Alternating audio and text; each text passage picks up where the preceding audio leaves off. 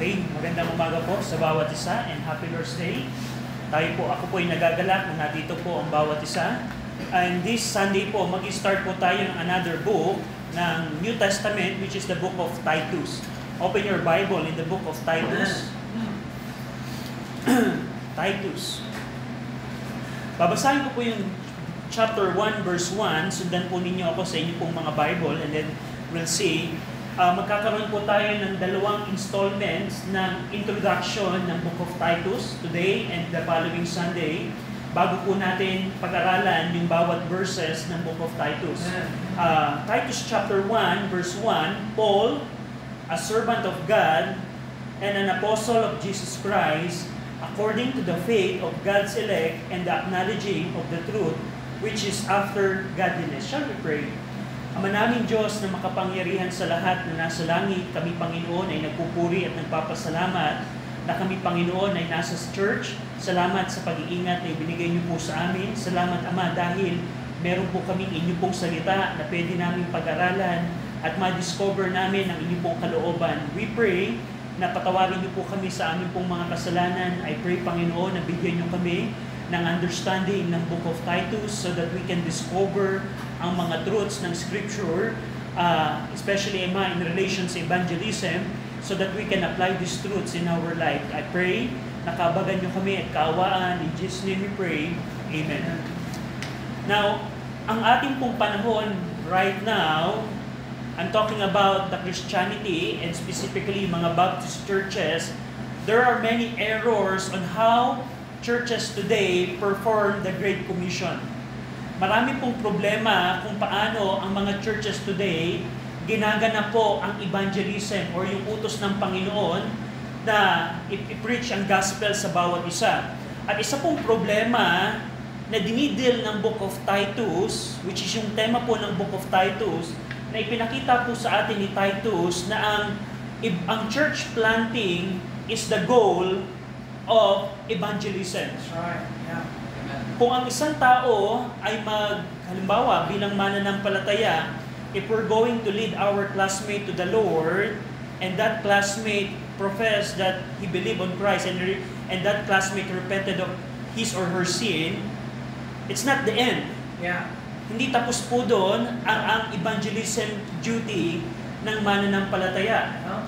Kung tayo ay magtatayo ng isang church sa isang area, halimbawa, merong isang area na na-win natin yung mga tao doon, na-save sila, nag-repent sila, na-save sila, hindi po natatapos po doon. Yeah. Tinuturuan po tayo ng Book of Titus that evangelism is complete when believers are gathered into organized local churches. That's right. At yun po ang makikita natin po sa Book of Titus. Bakit ko po nasabi right now? Dahil in our time po, many churches today are confused about evangelism. Now, may mga churches po right now na they perform the Great Commission pero kinakalimutan nila yung importance po ng local church, yung kahalagahan po ng local church. And I have here example.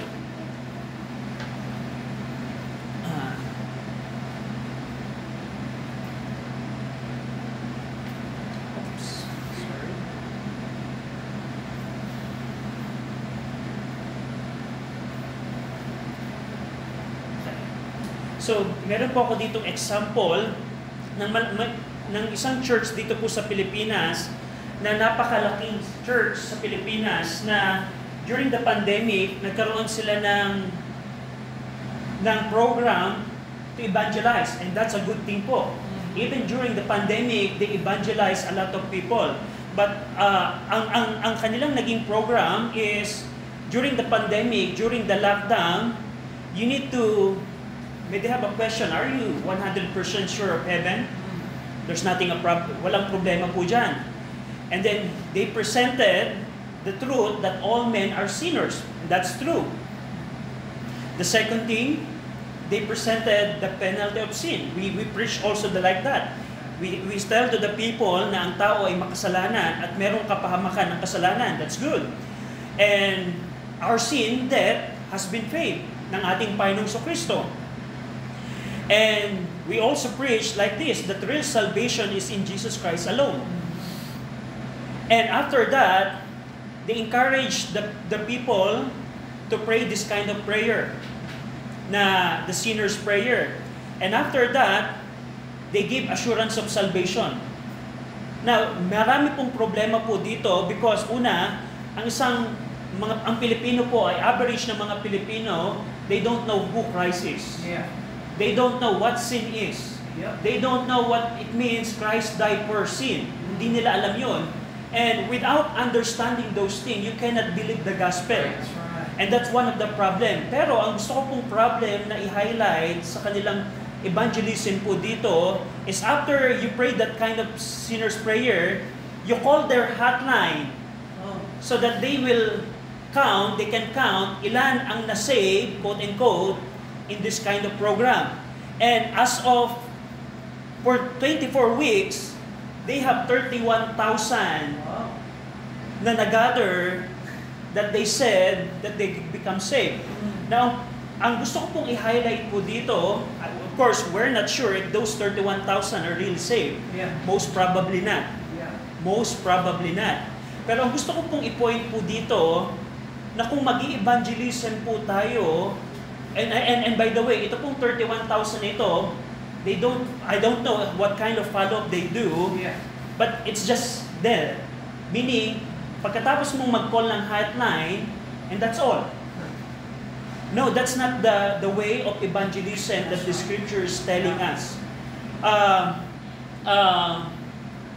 Pinapakita po ng scripture na bilang mga mananampalataya, kung tayo ay mag-i-evangelism, we need to lead the person to the Lord, and we need to tell them that the will of God for that person is to be part of a local church. At yun po ang pinapakita sa atin ng Book of Titus. Hindi lamang po doon na hindi po natatapos ang evangelism sa kaligtasan ng isang tao. Dito po sa letter ni Paul kay Titus, nagbigay si Paul ng mga instruction kay Titus on how to organize the believers into local churches. Ito po makikita natin po sa Book of Titus. We're going to talk about it next week, probably, God, the Lord willing. Pero ang history po ng Book of Titus, Paul started the evangelism in the island of Crete, but because of some reason, Paul needs to leave that island. At dahil po doon, hindi po natapos ang kanyang evangelism. That's why he gave task to Titus, I want you to continue what I have started. Yan po ang pinaka-background ng Book of Titus.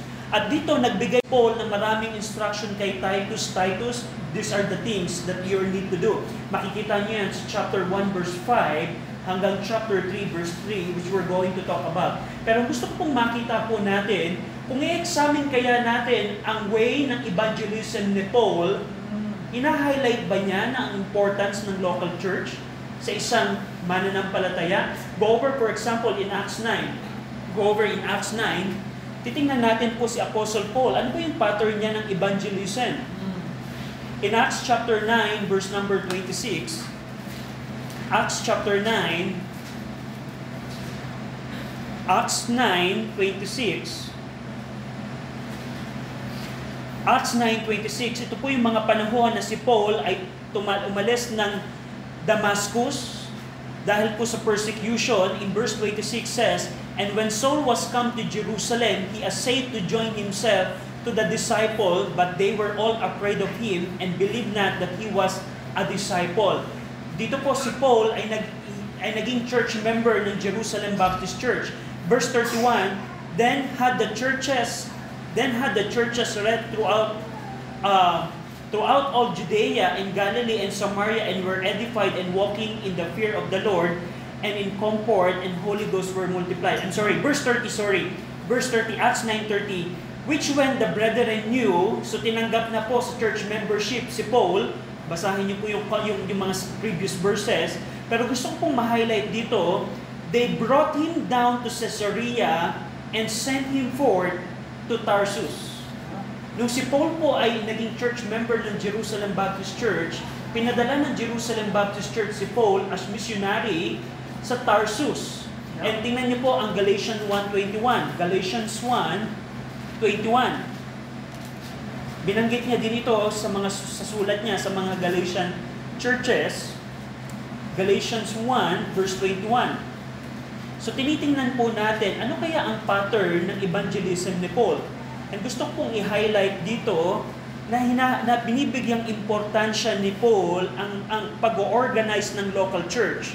In Galatians 1 verse 21, afterward, I came into the regions of Syria and Cilicia. Region of Syria and Cilicia.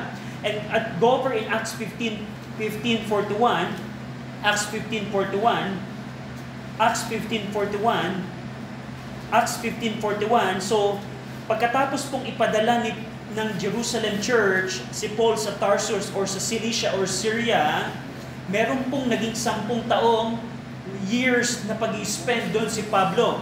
The problem here is we don't know what Paul did because ang scripture ay silent. Pero meron tayong 2 option kung ano ang ginawa ni Paul. It's either he enjoy the beaches of Syria and he just enjoy life to the fullest, or do you think he planted churches? Tingnan po ninyo ang Acts 15:41. Acts 15:41, ito po ay yung second missionary journey bago sila pumunta sa Macedonia and Achaia. Pero tingnan niyo po, and he went through Syria and Cilicia confirming the churches. Bakit kaya nagkaroon ng mga churches sa Syria and Cilicia? Do you think si Paul ay nag-enjoy life to the fullest ng 10 years na hindi natin alam? Or do you think nag-church plan si Paul na yung second missionary journey, binisita niya yung mga churches sa Syria and Cilicia? Bakit kaya niya yung bibisitahin? Probably siya yung nag-plant ng mga churches doon. Another thing, sa Acts 14:23, ito po yung first missionary journey.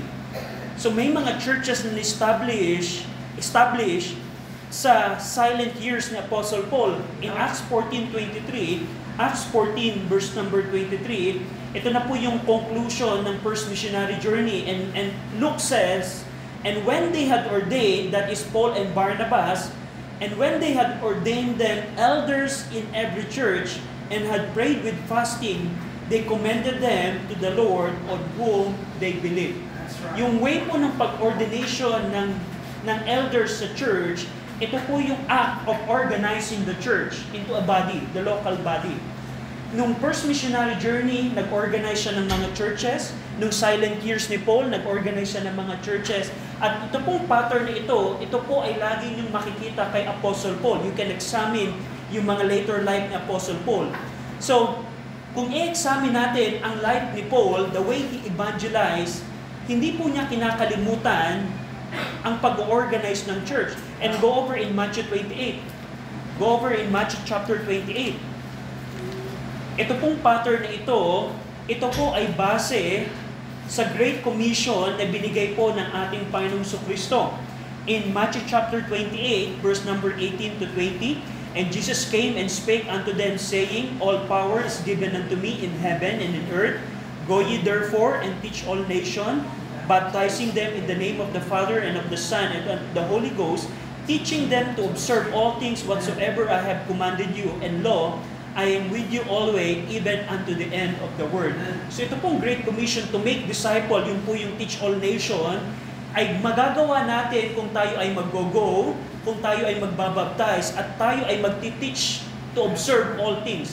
Now yung pong teaching them to observe all things, yun po ay nagagawa lamang sa context po ng local church. That's right. So kung meron akong 31,000 during pandemic na galit sa Panginoon, paano kaya nila na-teach them to observe all things whatsoever Christ commanded?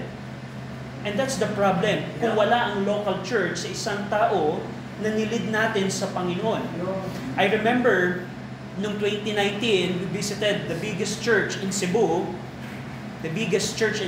and during the Sunday morning worship nila, meron silang report, naka-projector pa sila, na throughout the years, there are around 7 million Filipino across the nation ang nalid nila sa Panginoon. They presented na every provinces, bisita sila, nagbibisit sila ng mga syudad, and after those years, merong 7 million na Pilipino ang nalid sila sa Panginoon. Ang question, anong ginawa nila after those things? And that's the problem.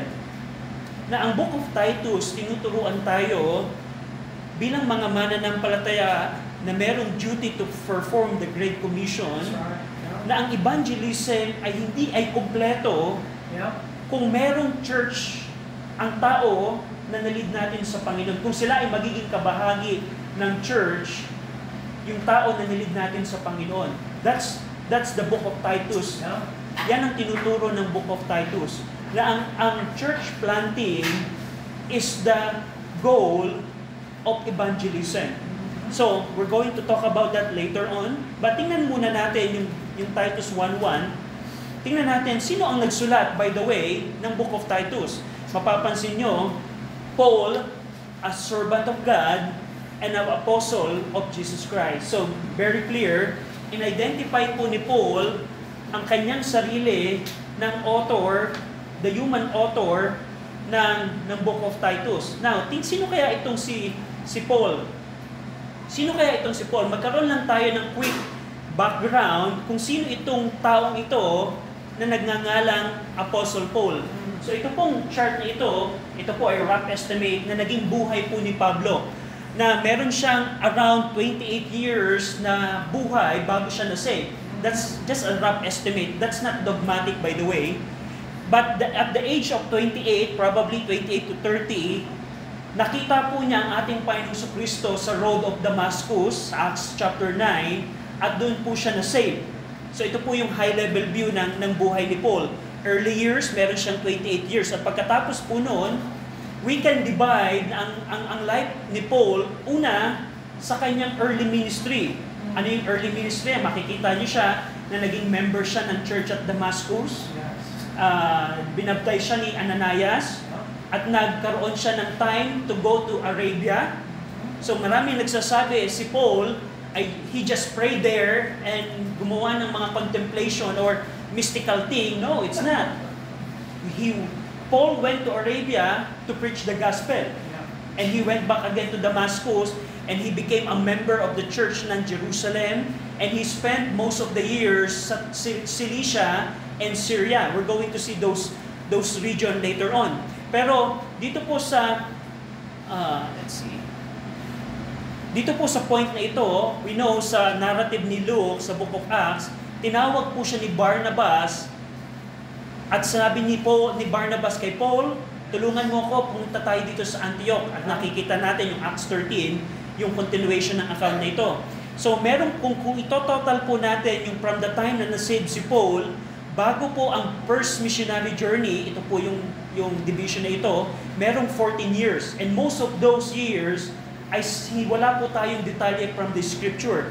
And ito pong yellow, ito po ang chart na nagpapatungkol sa first missionary journey ni Paul. Ito pong color green, ito po yung 4 years, rough estimate, ng second missionary journey ni Apostle Paul. Ito pong color blue, a rough estimate ng third missionary journey ni Apostle Paul. And 2 years po siyang nakulong sa Caesarea Maritima, 2 years siyang nakulong sa Rome, at nakalaya po si Apostle Paul, approximately 4 years siya, and then nakulong muli siya ng 2 years sa Rome, at saka po siya binitay. Saka po siya na martyr. So ito po yung high-level view ng buhay po ni Apostle Paul. In terms ng places, yung early ministry ni Paul, sa region po ng Cilicia and Syria. So tulad ng nabanggit ko po sa inyo, bakit kaya nagkaroon ng churches sa Cilicia and Syria? At bakit si Paul, papansinin niyo sa Book of Acts, laging binibisita yung churches sa Cilicia and Syria? And our educated guess, Paul established those churches during the 10 years ng pag-stay niya. So kung gusto niyo pong tandaan, ang early 14 years ni Paul, just remember Cilicia and Syria. First missionary journey sa island po ng Cyprus at sa Galatia, Lycia and Pamphylia. Ito po yung mga places na in-evangelize po ni Apostle Paul at nagtayo siya ng mga churches. Pangatlo, yung second missionary journey, kung gusto niyo pong tandaan ito, nakapokus si Paul sa province of Macedonia at sa province po ng Achaia. Third missionary journey, kung gusto niyo pong tandaan, dito po nag-focus si Apostle Paul sa province of Asia. At pagkatapos po noon, ito po yung mga places na binisit ni Paul. And one thing na makikita niyo po sa mga places na kanyang binisita, he didn't stop to lead the person to the Lord. He made sure na yung mga tao na dinala niya sa Panginoon ay magiging organized local church. Yeah, that's right. Yeah. Pagkatapos po noon, alam natin po na nakulong po si Paul sa Caesarea Maritima, in Judea. Dito po sa Judea, nakulong po si Apostle Paul, and he traveled to Rome. Kung babasahin niyo po ang Book of Acts, Paul ay umapila po si Pablo na sabi niya, I want to appeal to Caesar, to the emperor. I want to bring my case to the Supreme Court. At dahil po doon, si Paul ay dinala po sa Rome, at ang naging biyahe po niya, nag-stop siya dito sa Lycia and Pamphylia, at nag-stop siya dito sa Crete. At yun po ang reason kung bakit natin pag-aaralan ito po importante sa pag-aaral po natin ng Book of Titus. During this travel, during this voyage, nag-stop over siya sa Crete. Nakita po niya yung Crete, nakausap niya yung mga Cretans. At ito po ang nagbigay sa kanya ng desire na pagkatapos po niyang makalaya ng 4 years, he visited again yung island po ng Crete. Yung island po ng Crete. At inumpisahan po niya doon yung evangelism work. So, tingnan natin po yung island of Crete. Island of Crete. So, kung kayo po ay aware sa mapa po ng Europa, meron pong ocean na nagngangalang Mediterranean Sea. At ito po yung island po ng Crete. Ito po yung island of Crete. Yung length po niyan, approximately 260 kilometers. So, 260 kilometers or 160 miles. At gusto ko pong pansinin ninyo, nung nagdumaong po si Paul, let me just...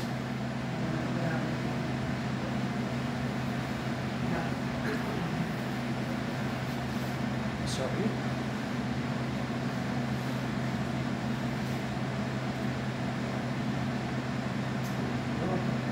So, meron na po ba? Yes. Okay. So, ito po yung Crete. So, pag tinignan niyo po, ito po ay bahagi ito po yung mapa ng Europa. At merong ocean na nagangalang Mediterranean Sea. At isa pong island na meron po doon, yung island po ng Crete. Naalala natin, nung nagbiyahe po si Paul from Caesarea Maritima to Rome, dumaong po yung barko nila sa nagngangalang port na Fairhaven. Ito po yung Fairhaven.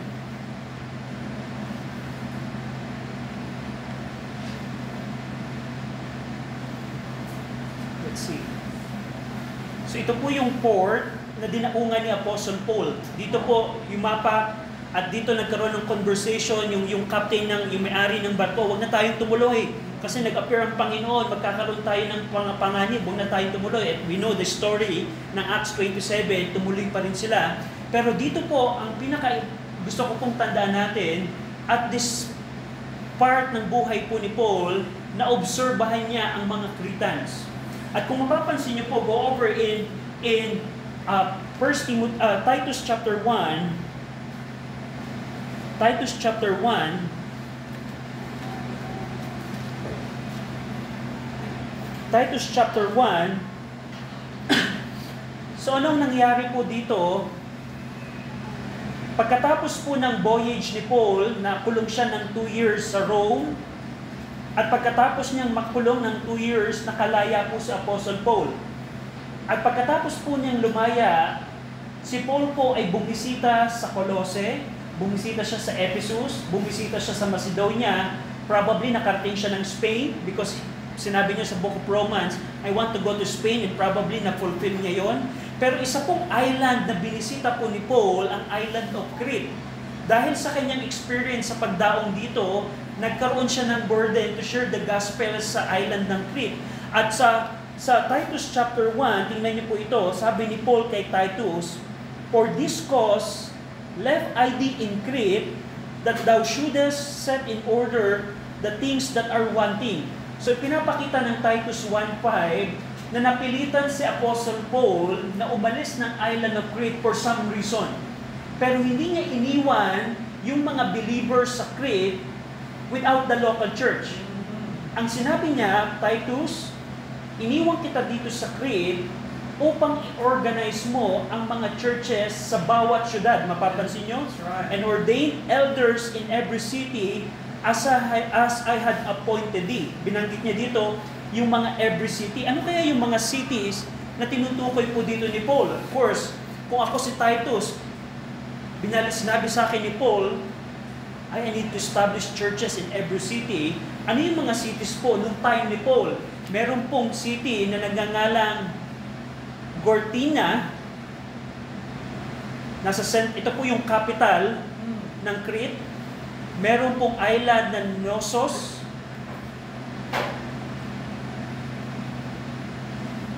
Sa northern part. Meron pong island Sidonia.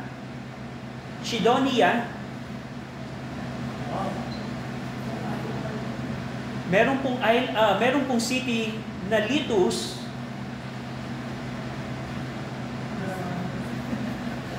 Meron pong island that time, merong city rather na Hirepitna. Merong Aptera.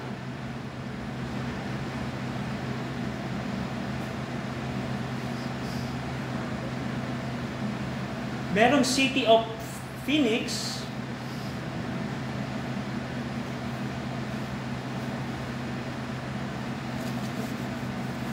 Yung Phoenix po around this part. Ayan. Meron pong Lasea,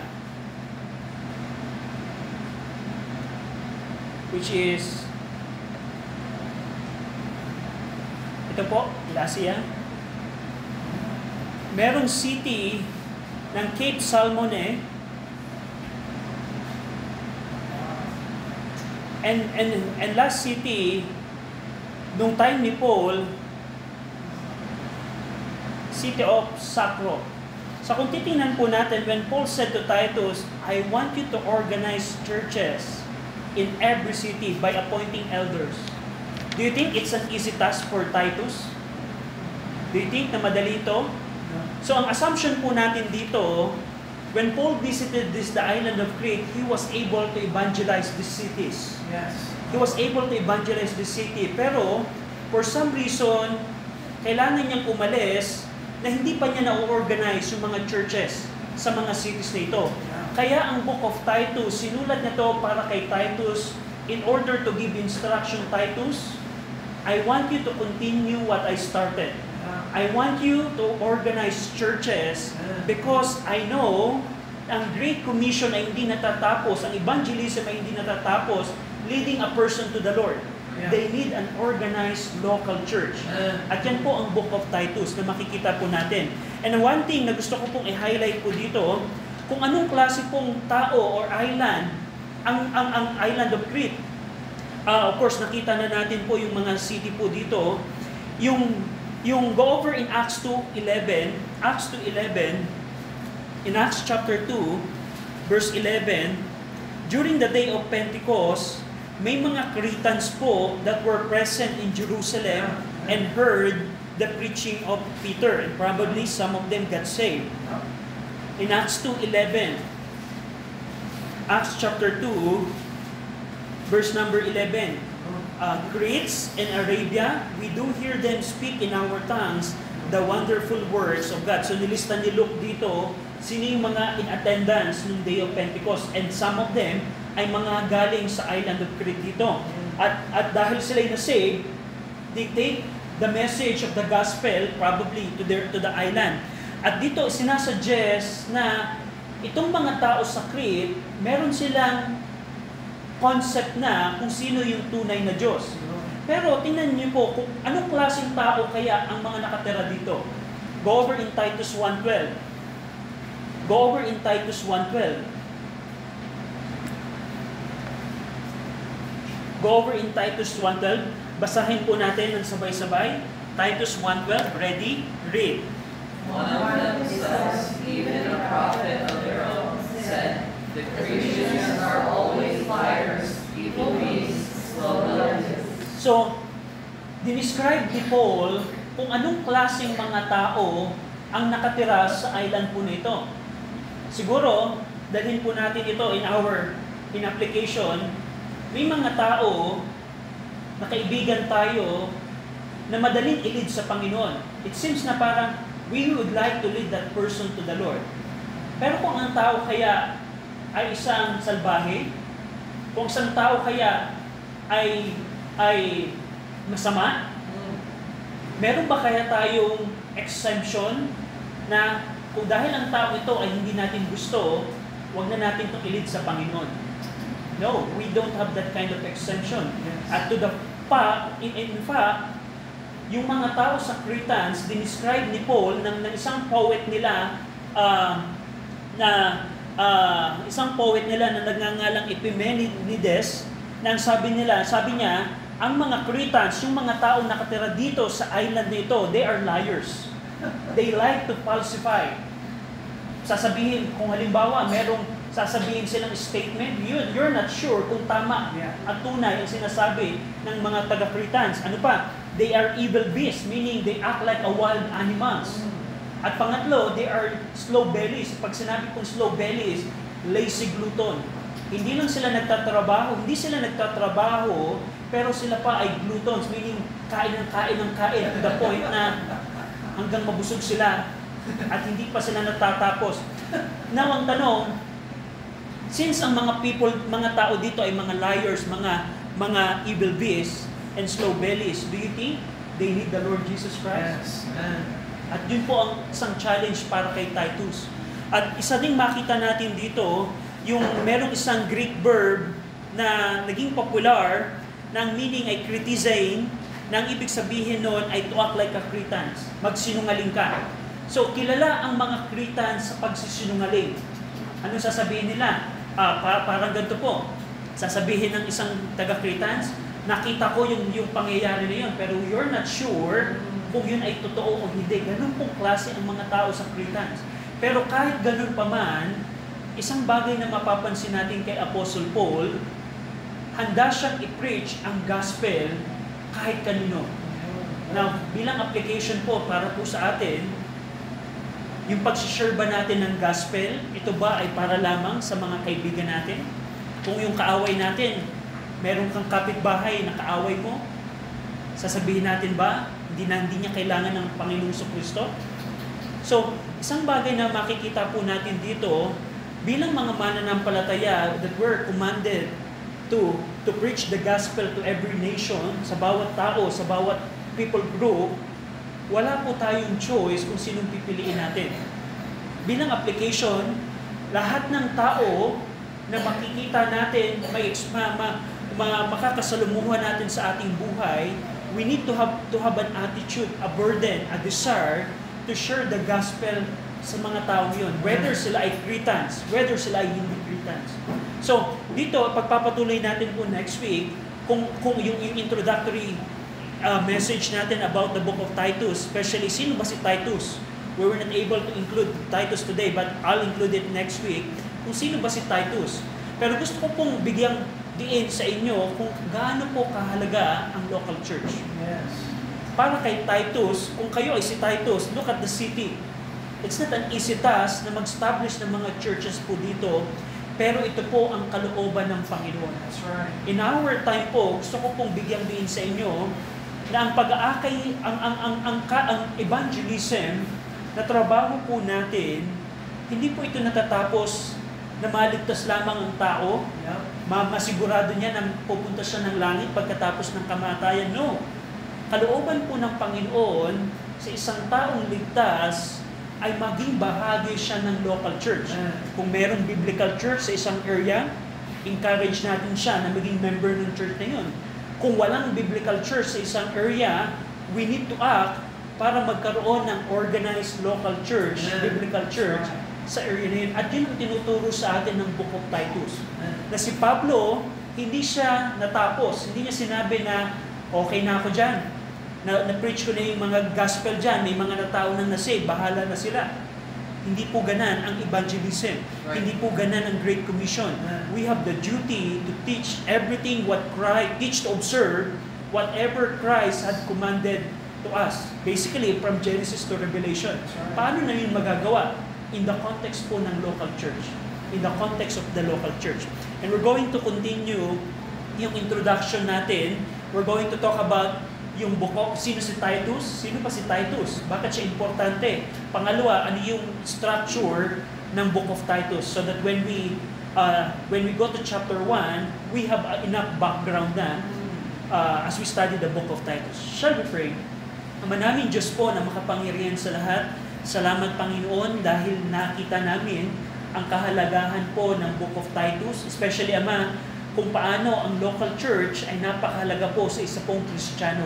We pray na sa aming pong panahon, as we lead people to the Lord, we pray na magkaroon kami ng konteksto, magkaroon kami ng burden na hindi lamang dalhin ang mga tao sa Panginoon, kundi maging bahagi din po sila ng local church. We pray na patuloy kayong manguna po sa amin. Pinupuri namin kayo. In Jesus' name we pray.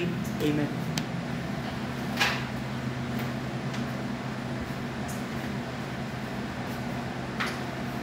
Ipo natin ang ating ulo, pikit natin ang ating mga mata. Meron pa magsasabi, Brother Bill, hindi ako sure na ako ay saved. Hindi ako sure na